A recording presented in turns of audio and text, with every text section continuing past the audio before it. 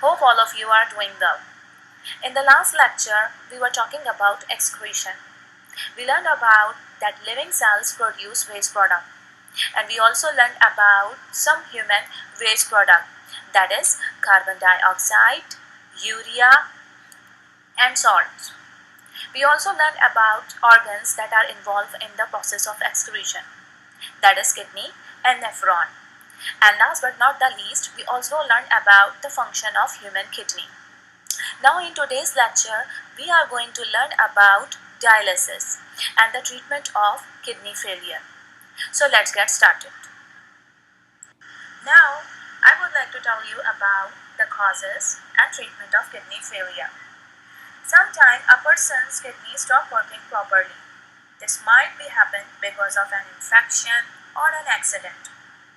Complete failure of the kidney allow urea and other waste product to build up in the blood. And in serious condition, it will cause death if it's not treated properly. And in the last lecture, you already had concept that urea, high concentration of urea, it affect our enzymes and also body cells. So there are two types of treatment available in order to correct a kidney failure. Number one, dialysis using a kidney machine, which is also called artificial kidney. And secondly, kidney transplant. In this, we follow a surgical procedure. The diagram shows the working of a kidney machine. But before that, I would like to tell you that what is actually dialysis means. A kidney machine or a dialysis unit takes a patient's blood, cleans it and returns the blood to the circulation. This whole process is called dialysis. The diagram below shows the working of a kidney machine in which the blood which carrying waste passes into the machine from a vein from patient's body. This machine contains dialysis fluid which contains salt and sugar. On the other hand, the person's blood contains sugar, salt, urea and protein. But these two fluids, that is patient's blood and dialysis fluid, are separated by a partially permeable membrane. So while passing through this dialysis unit, the molecules can move according to their concentration gradient. So urea, which is present in the patient's blood, can move from patient's blood into the dialysis fluid. And rest of the things, sugar and salt, remain there. Because in the dialysis fluid and in the patient's blood, the concentration of salt and sugar are equal. The question is why proteins are not passed. As I told before, the dialysis fluid and the patient's blood are separated by a partially permeable membrane, and proteins molecules are too large to pass through it. And our goal and target is to cleanse the blood from urea, so that the urea is passed into the dialysis fluid. The dialysis fluid is actually continuously changes, as I showed that dialysis fluid in and there is a dialysis fluid out inlet. When the person's blood is cleaned properly, then clean blood passes from the machine to a vein into the patient's body or into the circulation. This is all about the working of kidney machine. To tell you about the second treatment of kidney failure, that is kidney transplant. A kidney transplant is a surgical procedure in which a healthy kidney from a living or diseased donor is placed in a person whose kidney is no longer working properly.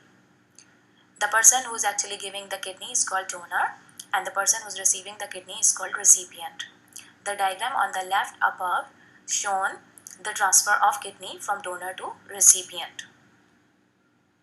But the question is, there is no effect on the donor body when he or donated his kidney. No, the person will survive with one kidney. But after this surgical procedure, big problem arises, that is about the recipient immune system. It recognizes the donor's kidney as non-self or foreign and start producing immune response. So in order to overcome this problem, the doctor prescribed the recipient immunosuppressant drugs. But because of these immunosuppressant drug, the white blood cells or immune system is not working properly. so that this person become more vulnerable to different kinds of infection. But the chance of rejection can be reduced if the donors are closely related, because people who are more likely closely related to each other, they have same antigens on their cells, so that the recipient immune system is less likely to react. This is all about kidney transplant. So the advantages and disadvantages of kidney transplant over kidney dialysis we will discuss in the next slide. Now in this slide we are going to discuss about the advantages and disadvantages of kidney transplant over kidney dialysis. So let's begin with the kidney transplant.